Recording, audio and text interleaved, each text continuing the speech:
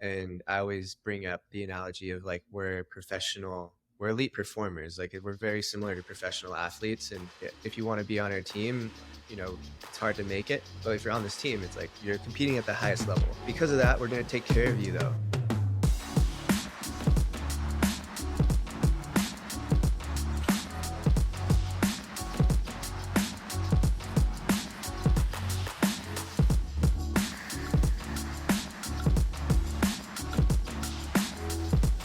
Welcome back to the Fit Insider podcast. I'm your host, Joe Veneri. Today I'm joined by Shane Heath, founder and CEO of Mudwater. In this episode, we discuss the company's functional coffee alternative. Shane shares the brand's healthy mind, healthy habits ethos, plus we cover the importance of ritual, authenticity, and frame-breaking experiences. Let's get into it. Hi Shane, welcome to Fit Insider. Thanks for joining us. Hey Joe, how's it going? Good man. Excited to chat. Lots potentially to get into across ingredient sourcing, branding, subscriptions, distribution, and now growth. But for anybody who's not familiar, maybe with Mudwater or your story, could you give us like the quick, maybe 60, 90-second intro before we jump in? Yeah, so Mudwater is a company. My name is Shane. I'm the founder and CEO. Our company, our purpose is to create healthy minds through healthy habits. We started by looking at one of the most commonly shared habits, which is our coffee consumption, our caffeine consumption, and created a product to offer an alternative, specifically an alternative that has lower caffeine. And since then, we've launched, I guess, 3 new habit-forming products. So one would be our evening ritual drink, and then we've also launched our matcha, which is in the coffee alternative realm. We've also launched a blend that we're calling Balance, which is essentially our take on a golden milk. It's like a turmeric latte. So no caffeine, something you could drink at night, but something that I'm drinking right now, I commonly drink during the day. When I don't want to take a nap, but I also don't want to get jolted by tons of energy either, have the jitters, all of that stuff. So yeah, those are our products. Yeah, we're sold online in the US. We're really trying to build more than just a brand that's selling products. We're also delivering content that supports habits too. So meditation, breathwork, book clubs, those types of things. Yeah, for sure. I think even in your description of it, this kind of like healthy habits, but also healthy mind and things that kind of bring you this alternative. So tapping into wellness, I certainly want to touch on that. I thought it was interesting though, and kind of reading up on your story, doing some research that, you were in kind of startup land, tech companies, have a background in design and kind of a vast experience in that world, but then getting kind of running into, I guess, hustle culture in some ways, or just this idea of being overworked, but also at the same time, like wanting to feel your best, wanting to perform at your best, and really just that leading you to mixing up your own ingredients for the early days. What was it like? I think if folks aren't familiar with that, but just like you basically saying, yeah, I'm going to order these ingredients off Amazon, and that being the kind of jumping off point for the company now. Yeah. So, I mean, just a little backstory on how we got here. I'd always had, or I guess since my teenage years, I'd struggled with my mental health a bit. Started with an early cannabis experience that I had where I was way too young and had a pretty traumatic, pretty much like a psychedelic trip with no circle to integrate that with, just no words to put to the experience really. And it kind of put me in a pretty weird headspace for quite some years. And when I got into college, I ended up making a shift in my diet, introduced a lot of healthy habits actually throughout college to I guess explore really is what it was. It wasn't like dealing with it. Some of it was healing, but I think what it really was like an opening up of my awareness and consciousness that I just wasn't ready for. And so I started to find modalities, meditation, yoga, started doing Ayurveda, different things like that, and was able to sort of take on the challenge of exploring that. Got out of college, ended up working in Silicon Valley for around 5 years, variety of different tech companies there. Again, living a pretty active and healthy lifestyle, but drinking tons of caffeine. Like at the same time, I was fully bought into that hustle culture, sleep when you're dead mentality, and was like, caffeine is going to allow me to do more. So I'm going to drink as much of it as I can. And looking around me, it wasn't like there was no reason to question that, right? Like everyone was drinking it. The successful people around you were drinking it too. But I started to feel like the anxiety start to come back from what I felt when I was young, and I wasn't sleeping again. And that turned into like depression. My mood was all over the place. My ability to handle stress was lowering, and that was affecting my creativity. And I'm also a fine artist, and so maybe I'm more sensitive to how my mental state is impacting my ability to create, my ability to perform. Long story short, I started to explore my relationship to how I found energy.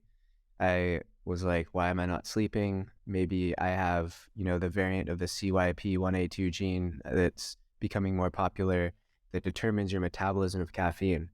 And yeah, I basically self-diagnosed myself as a slow metabolizer of caffeine, started to look up my caffeine intake, and started to explore creating a morning ritual that was more than just a vessel for high doses of caffeine. The initial blend, I was just combining cacao and masala chai, had around like 30 milligrams of caffeine. I felt great. Then I started to add these medicinal mushrooms. So, little fun fact is my mom, still to this day, but prior to when I was born, has worked for the largest mushroom grower in North America. So I was always around mushrooms, mainly gourmet mushrooms that you'd find at the grocery store.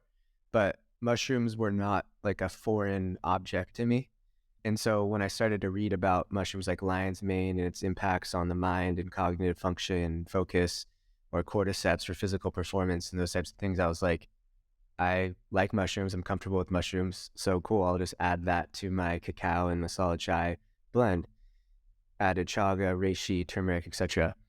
I felt absolutely amazing. I was creative again. I was sleeping, and it was just like it was this lead domino almost to healthier habits that I started to introduce.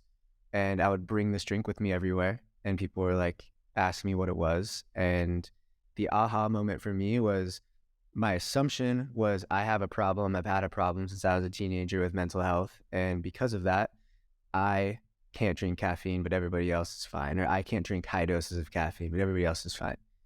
What was surprising to me was that everyone in the office was drinking tons of caffeine, but then they would come up to me and be like, dude, I feel the jitters. I feel the anxiety. I feel the stress. I'm not sleeping well. Like I'm trying to, I'm like, what? Like no one's talking about it. Everyone's just kind of following each other down this path, but experiencing the exact same things that I was experiencing.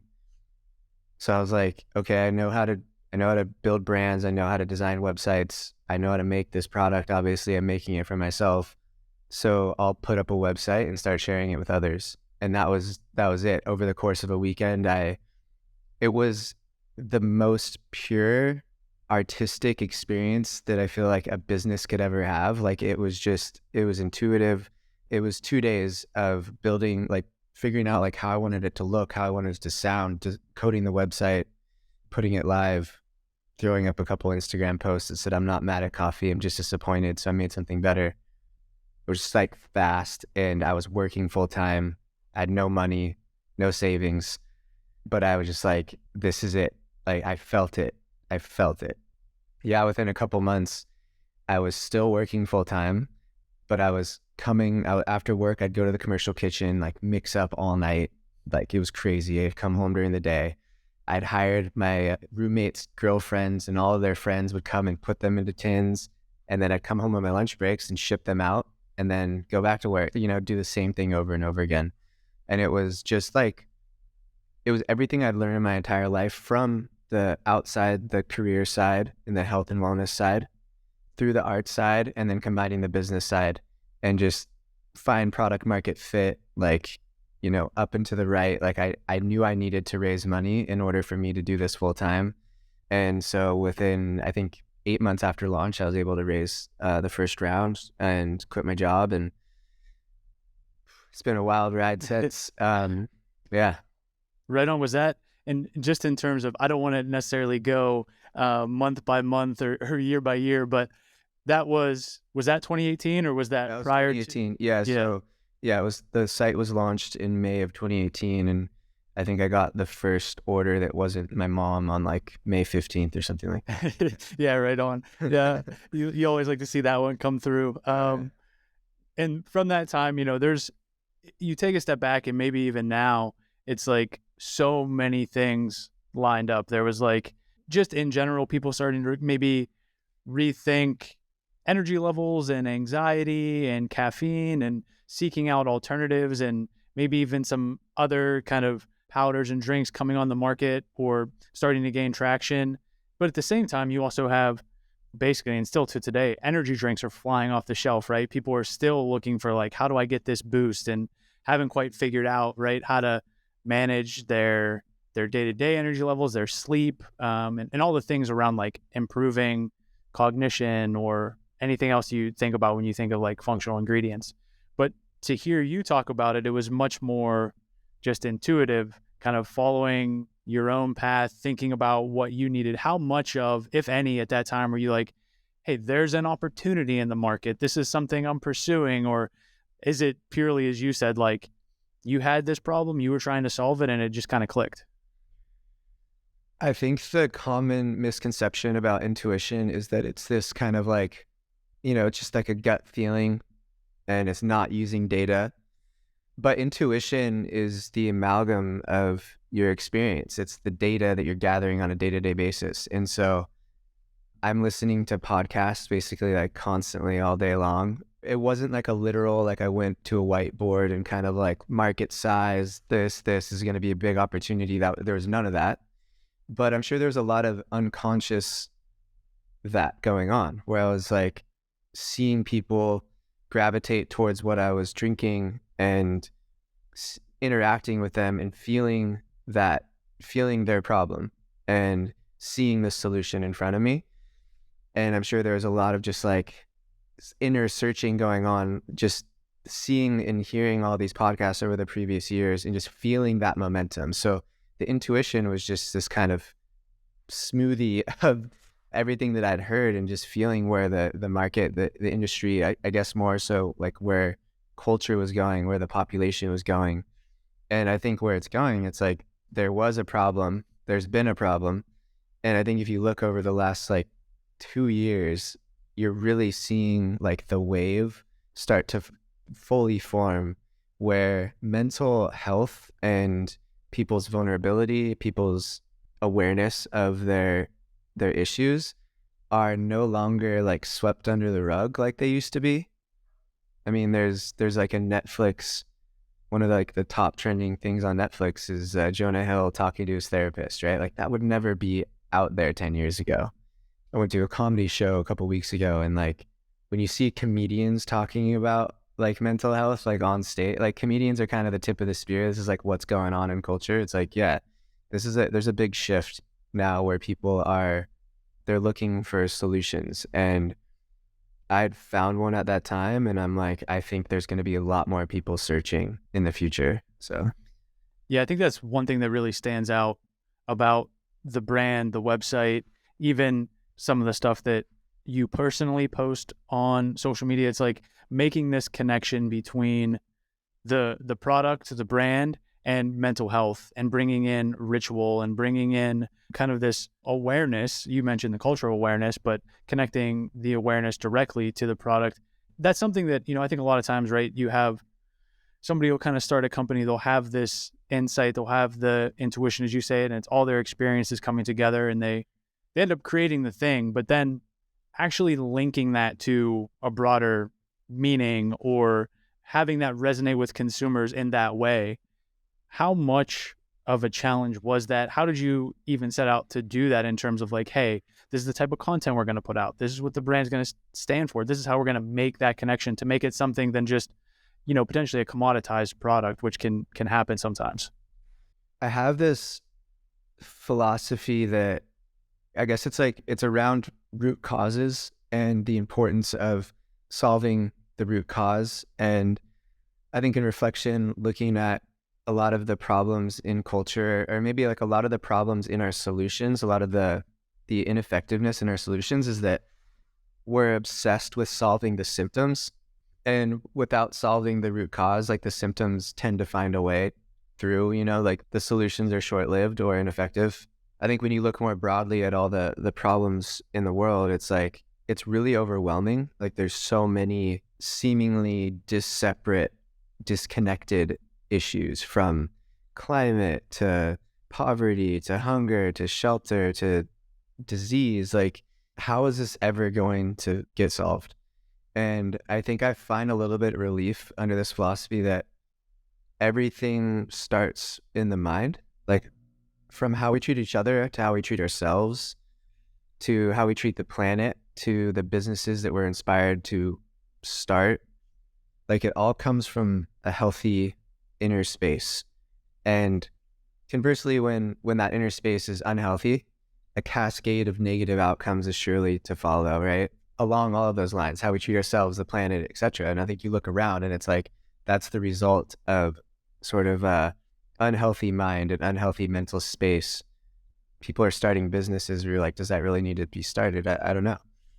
People are treating each other in ways where you're like, that seems not in alignment with some greater purpose, right? And so from the beginning, I was like, why was I blindly just like kind of drinking something that was not helping me? It wasn't healthy, honestly, the way my relationship with it, but like, what created that system that pushed me into that direction, I guess. And so I was like, root cause, root cause, root cause. And how can our product, as I launched the product, how can this brand fit into that philosophy? How can we contribute to shifting culture to solving that root cause? And ultimately came down to creating healthy minds, and doing so by creating healthy habits. And in our case, it's healthy habits around what we're drinking and finding various times in the day that most of us share, and being able to introduce things that could contribute, or it could offer like a beneficial alternative to whatever they're currently doing. I think more than that, even if it's not doing that, some of our ads, like what I always say is like, even if you don't buy the product, but the ad causes you to think differently about your relationship to whether it's sleep or coffee, like that's also a win, because it's contributing to that bigger idea of giving people agency over their own ideas and their own behavior, which I think as a root would be really beneficial for the planet, from how you treat yourselves, each other, to the world, to the environment. So It's one of the kind of, in like a framework of business tenets, it's almost like to some extent that's good to have an enemy. And I remember at some point there was, maybe it was either on like Instagram or maybe it was a sticker you guys had. It was something like fuck coffee or fuck your coffee. And it was not this idea of like, yeah, people are still going to drink coffee and, drink it, don't drink it. But even the idea of like, this is an alternative and this has the benefits. And this is a way of kind of getting in somebody's mind that maybe, hey, they should explore this. And if not, they're certainly going to remember it. I think that was super smart. yeah, I mean, one of our main brand pillars is we want to inspire curiosity and introspection, which could also be phrased as like shaking up someone's snow globe a little bit. It doesn't necessarily mean prescribing something new or telling them like, don't do that, do this. It's just like, are you sure? Like, what are you doing at all? Like, maybe just think about that, reconsider it. And the fuck your coffee sticker was actually inspired from going to Burning Man for many years. And I think one of the misconceptions about Burning Man is it's all like peace, love, like it's all that. And I think it's kind of just more of a mirror of society, of culture, of just like a city. And you have a wide variety of perspectives. And I think one of the things that always stuck with me with my experience there was like stickers and signs that was like, fuck your this, fuck your that, fuck your burn, fuck your outfit, fuck your art car, whatever you are attaching your ego to and or doing in an unconscious way, fuck that, not in an aggressive way, but just so it shakes you up a little bit and makes you reconsider your relationship to it. And I love that. And so, yeah, when I started the company, I put out fuck your coffee stickers. And I think some people kind of got it in that sense. And a lot of people were like, well, that's super aggressive. and yeah, the intention was not coming after coffee in that like pick a fight kind of way, but it was coming after potentially like a mindless habit, a mindless consumption of it. Have you questioned your relationship to it? Yeah, I think that's super smart. And even the framework, like you said, like this snow globe, shaking up the snow globe, just reframing it, giving you take a second and just think about it and then have that maybe whatever the reaction is, but potentially a behavior shift too, which is interesting. We talked about initially, you said you conceived of this, you basically turned it around in a weekend, you were mixing the ingredients yourself, you put it on Instagram and orders started coming in, and kind of since then it's been up and to the right. In doing that, I know that's an oversimplification and it doesn't necessarily always work out that way. And especially for a product like this, when you're trying to get it in front of new audiences, think about which growth channels make sense, making sure that they're profitable growth channels. What has worked as you're going through that? Obviously, you have word of mouth and distribution on social and podcast advertising. Is there something or maybe a few things that throughout the time or even now have kind of worked and clicked and have surprised you, or was a kind of learning, or just in general to talk about that experience? Because I know it's something that, we constantly hear, oh, well, now that Apple kind of changed tracking, we can't do this type of advertising here on Facebook, or Instagram's not converting in the same way that it was, or this newsletter works and we found great, potentially underpriced attention there. Is there anything you kind of attribute your growth to, or kind of think about it as working super well? Yeah, I think some of it's probably related to your previous question around like, what is your company's why and how do you align sort of everything you do with that? I think that's really what works, is having a strong, and I don't know if this is true for every single business, but as far as for our business, having a strong why and not being afraid to say it has worked really well for us. And one of the manifestations of that was early on, I had no experience running performance ads, but when I started, it was kind of like a one-man band, and I just like learned the basics of it. And I was a beginner enough to where I didn't know the rules. So everything I was doing was inherently breaking the rules. One example would be if I were to have Google search, like, give me the the play-by-play to how to write copy for an ad, how to write a caption. It probably would have been like, list your value props, use emoji, CTA at the end, make sure to say free shipping or something like that, right? And because I didn't really have experience, and I also knew the value of zigging where other people are zagging, I was just like, what would I want to see if I were a consumer? And I just took the approach of trying to just be deeply human and making it feel like when you're scrolling, it's like, wait, do I follow this person? There's just an ad. And person being like the key thing. Like, I made our brand feel like a person, like I was behind it, or the brand kind of had its own voice. And my posts were like 3 paragraphs long. It was like a full story, and I wove like our why into the story. So it wasn't just fuck coffee. There was a mental health aspect of it. There was a bringing awareness to the mental health issue in society. And there was like a subtle tie-in to how making subtle shifts in your habits, specifically not at that time, it was how you found energy, could be a lead domino into making massive shifts in your mental health and into your focus, your performance, all of those things. Yeah, I think figuring out who you are as a brand, why you should exist, and finding really authentic and humanizing ways to share that with the consumer base seems to work really well. And I've seen a lot of competitors, and just in general other brands, whether they're copying or like getting inspired by what we were doing or not, like people are starting to take that on. And I think it's also just a natural aspect of the new way of building products online through social media. Like a decade ago, like you couldn't really do that, right? Like at one time, you just had to fight for shelf space. And so you had these kind of like soulless brands with there was no need, there was no incentive to explain who they are in a human way. But now you can literally build massive brands through social media, and social media is inherently like a human platform. Like you're showing who you are. And so as a brand, you got to show up in that context too. So yeah, I think that's really well said. I think it gets overlooked when you said, even, had you known the rules you might have been worse off as opposed to just doing it your way. I think it was around a year after launch, the business was growing. And so I was like, cool, I'm going to hire an agency to run our ads, because it was at like an ad spend level where I was like not quite comfortable managing it myself.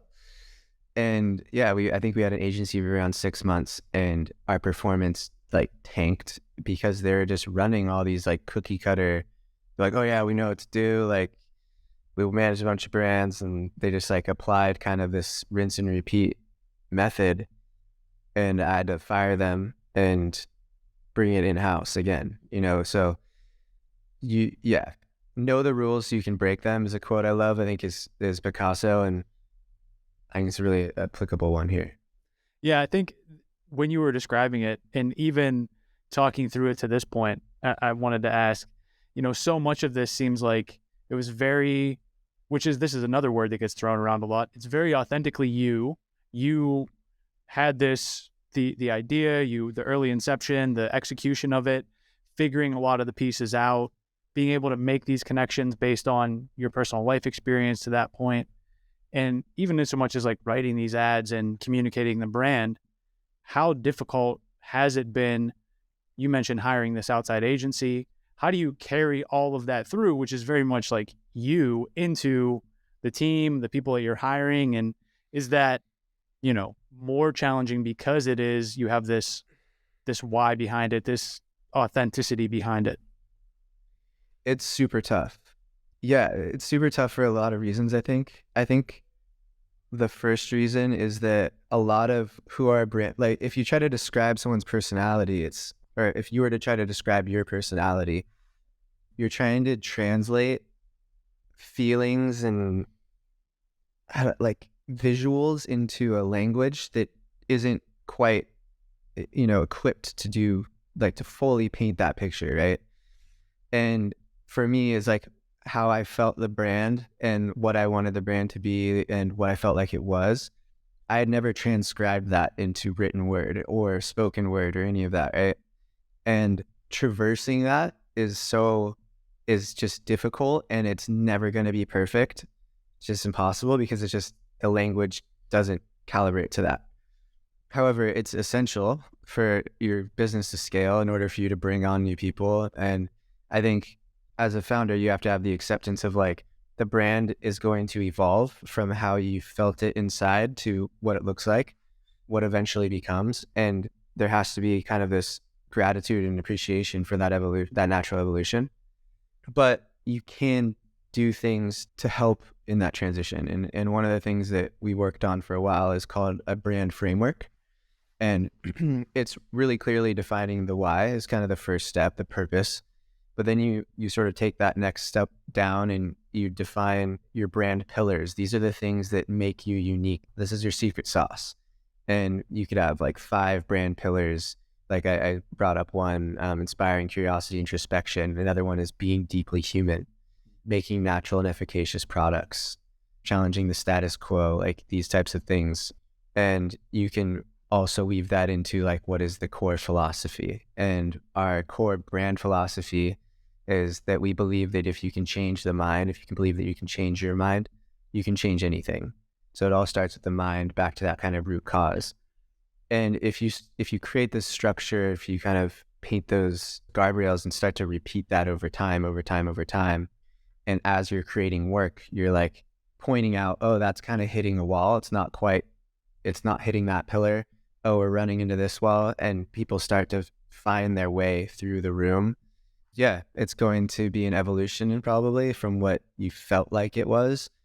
But I think that it can be way better as well than what it was inside. So yeah, I think it's super powerful, and it's also cool to hear you just basically like rattle them off as you're thinking through it, because so many times it's like window dressing, right? Everybody has that, docs everywhere. Yeah, Like we have it at the beginning of every deck.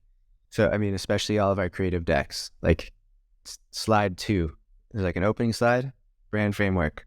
And yeah, you just repeat it. And it starts to take on, it's no longer like words on a page to people. Like they have feeling towards it. And then over time, they have experience with each one. Oh, I remember like 5 times, like these projects, like really tuned into that pillar totally know what that means on a deep level. So yeah, really important.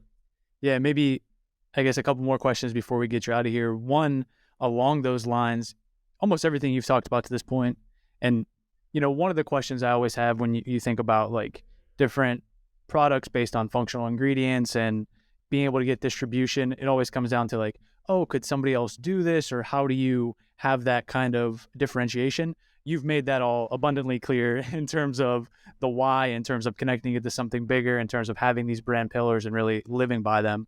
So I think that point is super strong. But the other thing is, given that you have all of those things, this focus on mental health and having kind of had the past life in Silicon Valley and startups, how do you then balance that with, hey, we have to hit growth performance metrics, we have to make money, we have to continue to do all these things, grow the team to some extent? Do you find that those two things working in opposition, or have you figured out like, hey, this is how we also then run a company with those things in mind, different from maybe how things are traditionally done? Yeah, no, that's a good question because one of our pillars, one of our values is like we walk the walk. So what we put out into the world, it's like we do as a team as well. And so we have really amazing health and benefits package, but also we do a lot of cool things. Like yesterday, we welcome a bunch of new members to the team, and we do every time we're welcoming someone new to the team, we do like an hour-long breathwork ceremony. I don't know if you've ever done like holotropic or like the deep breathwork where it's like you go to some pretty intense places. But we do that. We have Oura rings. We have functional medicine doctors. We do all of these things. And I think I meet a lot of founders at companies that are at our stage or before, because we've been doing this for a couple of years now. And they're like, damn, that's like kind of crazy. It's like really expensive, all of these things. And it is. And we're constantly like finding our way there. But I think the important thing to look at is not looking at cost and performance in terms of like weeks or months. It's like, we're investing now so that employees stay with us for a long time, and not only stay with us for a long time, they're performing at their highest level for a long time. And I always bring up the analogy of like, we're elite performers. Like we're very similar to professional athletes. And if you want to be on our team, it's hard to make it. We're around 30 something people. There's a lot of people in the US. If you're on this team, you're in a small group of people, right? And when you're on this team, it's hard. Like we expect you to be the absolutely best in the world at what you do. And if you want to go work less hard, if you want to have less expectations, lower ambitions, it's not like a bad thing at all. Like that would be a lot less stressful life. You'd be making less impact, all of those things. But like that's totally fine. But if you're on this team, it's like you're competing at the highest level. Because of that, we're going to take care of you though, too, right? If you're in a basketball and like you play in like a club league at the local gym, it's like you're not going to get ice baths and massages. But if you do the work and you actually make it on Golden State Warriors, the best team of all time, I'm just kidding. You're going to get absolutely taken care of, right? Like they're going to help you sleep. They're going to help you train. They're going to help you eat. They're going to help you recover. They're going to help you do all of those things because you're on the best team. But in order to keep your position on that team, you got to perform at the absolute highest level as well. So there's expectations that come with it. Our culture is really built on that like elite performer mindset, which I think blends, to your question, it blends both. So we have high expectations for ourselves. We want to make massive impact on the world. We also want to test and show that you can build a company that takes care of its staff, that also hits numbers that others can't, that also can grow at rates that others aren't. And I think that's where you can really make people kind of turn their heads and they're like, oh, they're doing something over there that's working. And that thing happens to be taking care of the minds and the bodies and the spirits of the people that are on your team. Yeah, like you said, walking the walk, and also in doing that, shifting the focus, because so often there are those expectations, but maybe the company or whoever's in charge is not prioritizing people in that same way. They're burning and churning through people, or they're certainly not taking care of them like a professional athlete, which I agree. To your point, it's like, if you're going to have those expectations, well, then you got to have all the things that go along with that. So it's cool to see how you've been able to balance those things. Looking ahead, before we get you out of here. You mentioned growth has been up and to the right, teams at about 30, recently released some new products. What else is in the pipeline? What else are you excited about, or should we keep an eye out for as you continue to grow this thing? So on like the highest level, I look at most companies. If you really distill it down, there's only a couple, or there's like 5 or 6 dimensions. So you have, products, so product development, and we're continuing to expand our product development portfolio. And I think from a high level, I'm not going to get into details. We have some really exciting things coming. From a high level, we really look at it in terms of there's habit building products and there's habit supporting products. So the products that you're familiar with, which is like, this black tin, we have matcha, the sleep product. Those are products that you build habits around. Then we have habit supporting products, like we have a creamer product, right? So it's something you add to one of the other products to help it support your flavor palette, make it taste better, it helps you create that habit. And we're going to look to expand in both of those areas in the coming years. The other dimension is channels. So we've been all online. We're going to be looking to go offline, and that's really exciting. And I think offline channels come in a variety of ways, but we'll be, looking to be on shelves near you. And also we have our first sort of like flagship HQ. It's our office space. It's also going to be our cafe, and that's going to be opening in a couple of months here. It's in Santa Monica. That's a new channel. And then the other dimension would be markets. So we've been predominantly in the US. We launched Canada last year, and in about 5 months, we'll be launching 2 new international markets. So super exciting about that. And then I'd say there's marketing strategy, which we're constantly evolving, constantly expanding, and then just overall experience. And so we already have expanded a lot on our experience. When we started, it was basically just selling our product online. Now we have a podcast that's thriving. We have an amazing newsletter, just launched a book club. We're launching a series of habits around meditation, breathwork, movement. So that'll be an offering that you can pair with your morning and evening ritual, and a whole bunch of other stuff. But Yeah. a lot coming, man. Super excited. Yeah, expansion on all fronts. Is that the cafe? Is that something you anticipate multiple locations all over, or more like a flagship, come and check us out and kind of hang out? We'll see. I mean, I view it really as it's a laboratory for us to test new products, for us to build content around. It's also a space where we can activate a lot of our other stuff within. So, we could have live podcast recordings. We could do product launch parties. We have a film team where we launch a couple of films every year. So we could do film premieres here. So we'll see where it goes. But in the near term, we have this planned. And I think next year we'll look at the data and see where it leads us. Yeah, expansion on all fronts. Yeah. For anyone who's not familiar, is it social media? Check out the website. What's the best way? You mentioned the newsletter. Where would you point them? Yeah, you can start on our Instagram. It's Drink Mudwater, MUDWTR. Yeah, website's mudwtr.com. And through either of those locations, you can sign up for our newsletter. We also have that book club coming. And then if you type in Trends with Benefits on any spot or any podcast platform, you'll find our podcast, which is amazing. And we have weekly content coming out. Yeah, we'll definitely encourage folks to check that out, get it in the show notes. And yeah, Shannon, appreciate you making some time today. It was awesome to chat. Thanks so much, Joe. That was awesome. One more thing before you head out. Help us spread the word. Take a minute to rate and review the podcast, subscribe to the YouTube channel, or share this episode with a friend. And if you like conversations like this, you'll love the Fit Insider newsletter. We send it every Tuesday. The link is in the description. Thanks again for listening. We'll see you back here next week.